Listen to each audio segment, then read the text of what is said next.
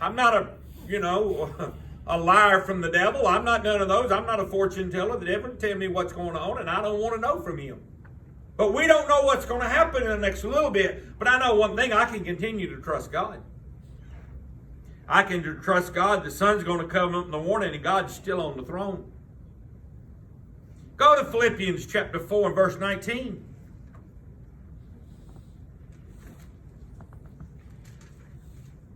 Paul gives us this, and we quote this verse a lot. But my God shall supply all your need according to his riches and glory by Christ Jesus. My God shall supply all your needs, singular. God handles our needs one at a time. God's faithful and true. His riches and glory will always answer our need. Not needs, need. God answers them one at a time.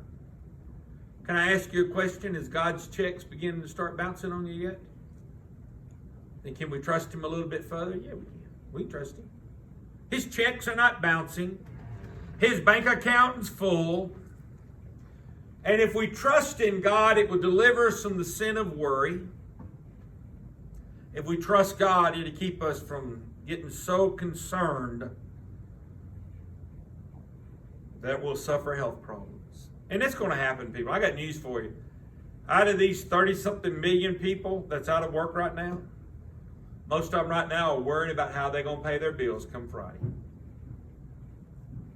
And you know what? We'd all be there.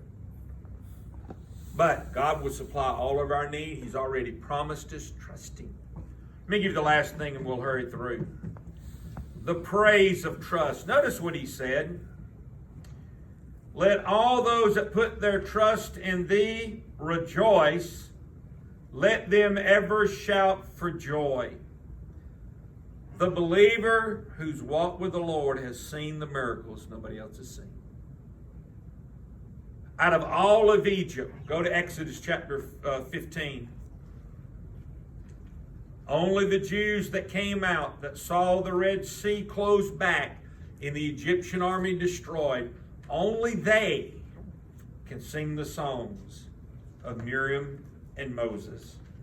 Exodus 15 verse 1, Then sang Moses unto the children of Israel this song unto the Lord, and spake, saying, I will sing unto the Lord, for thou hast triumphed gloriously, the horse and his rider hath he thrown into the sea.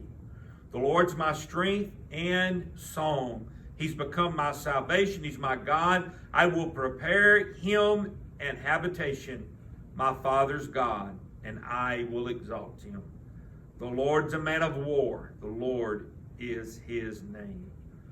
People, only those that walk through the Red Sea could see that.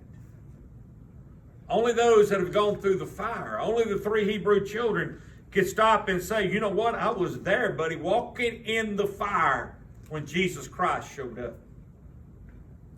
Only Daniel can say, I spent all night in the lion's den. And only those that walked through the valley can say we were there.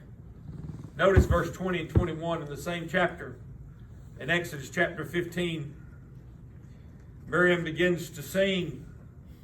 And Miriam the prophetess, the sister of Aaron, took a timbrel in her hand, and all the women went out after her with timbrels and with dance. And Miriam answered them, Sing ye to the Lord, for he hath triumphed gloriously. The horse and his rider hath he thrown into the sea. People, only those that have walked through the valley can celebrate what God did in the valley. Nobody else can talk about what happened at the Red Sea, but the Israelites that went through it. The only person that can talk about taking the stone and dropping Goliath was David. The only person that could talk about being fed by the raven was Elijah. See, people, sometimes we got to go through the rough times for God to use us like he wants to. And only those that have gone through the rough times. You know, I'm going to ask you this by way of just get you to think for a few moments.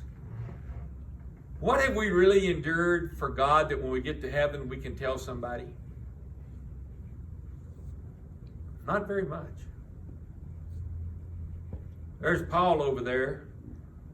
Paul was beaten, robbed, shipwrecked, stoned, left for dead. Paul had everything bad that could happen to somebody. Paul had it happen to him. But what can we look at and say, well, I really suffered for Jesus? What did we do to suffer for him? Not really much of nothing. So when trials come, look to him, the author and finisher of our faith. Because one of these days, we're all going home. All God's children's going to be there. The devil's bunch won't be there, but God's children will. And we can talk about the times God got us through the rough times when we didn't think there was any hope. If you would stand.